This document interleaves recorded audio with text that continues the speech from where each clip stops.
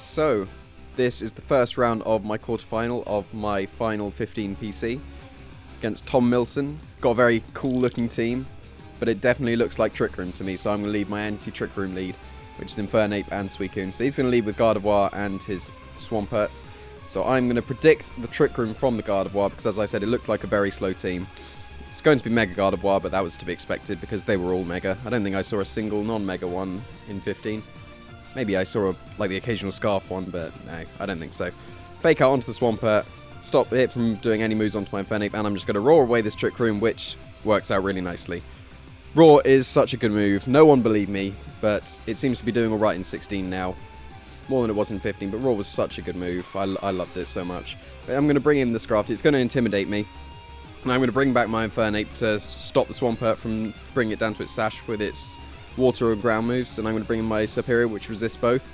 But he makes a very nice play, faking out my Suicune. And he predicts my switch into the Superior very nicely and goes for Ice Beam. Not enough to KO Superior, but a very nice play. Because even if I wouldn't have switched, it would have broken my Sash. So Ice Beam was a very nice play on his part. So I'm going to bring in my Salamence, get the Intimidate onto his Scrafty. Doesn't really matter on Swampert, as I can already see it's a special attacker. And I'm going to protect my Superior from the knockout from the Scrafty. He ends up switching his Swampert into his Zapdos, which is a very nice play. Because now I can see that he could be a Tailwind setter with Zapdos, so you've got the dual modes with Tailwind and the Trick Room. So I'm going to protect the Superior from the Drain Punch from the Scrafty, which works out really nicely. Now here, I'm going to make a very risky play. The Zapdos could have HP Ice, but I figure that if it does, he would set up the Tailwind first to outspeed my Salamence. So I'm going to make a very risky play. He could have had HP Ice and Ice Punch, but I'm going to go for the Dragon Dance with my Salamence, because I figure he would set up Tailwind first before he used the potential HP Ice. So I'm going to switch in my Suicune to match his Tailwind next turn, and I'm going to get the Dragon Dance up, which is really nice, because he does end up going for the Tailwind, so my Salamence does survive this turn.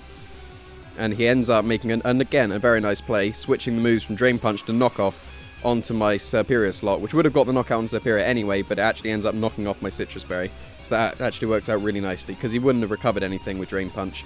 But I am able to just knock out this Scrafty with the Frustration. I could be taking a HP Ice, but I figure that it's quite a good trade, because I'll be able to get on my Tailwind, and then I'll just be able to start spamming Leaf Storm with my Superior in the back. But he ends up Thunderbolting, which pretty much confirms he doesn't have HP Ice.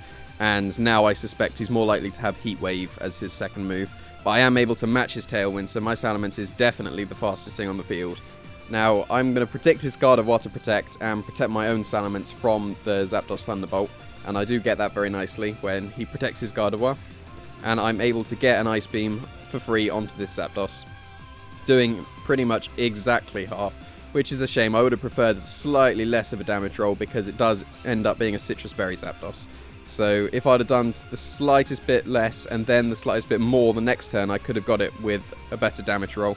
But he's going to switch out his Gardevoir into his Swampert, and again I managed to predict this very nicely and double up onto the Zapdos with a Frustration and an Ice Beam, and it is enough to KO it, which is really nice. So that's good information with that Frustration damage in the future. It looked like just under 50%, so I could in fact in future games, I could get a +1 Frustration first onto the Zapdos, not activate its Citrus Berry, and then knock it out with Ice Beam, potentially if I get a high damage roll.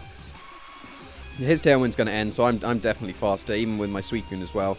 So now, I'm going to use Frustration onto the Gardevoir. He would have predicted me to predict the Protect that turn, but I couldn't let any Trick Room goes up if I got the prediction wrong, so I had to knock out the Gardevoir, and it worked out really nicely, because I'm able to Scold this Swampert as well, and the game is over. He is able to knock out my Salamence, but I do have a Superior in the back to clean up, so long as I can hit my Leaf Storms, but even then, 2 Scolds should be able to knock out this Swampert, so I should have this game locked up now, even though my Tailwind's gone. I'm most likely faster with Suicune anyway, because he would be a Trick Room Swampert, or a dual mode one, I guess, so it could be actually a very similar speed to my Suicune, actually, because most of the slow Tailwind set, or Pokemon around that speed have enough to outspeed Landorus, Choice Scarf under Tailwind, so it would be very similar to my Suicune, but I speed creep them a little bit, so I was feeling quite comfortable with that.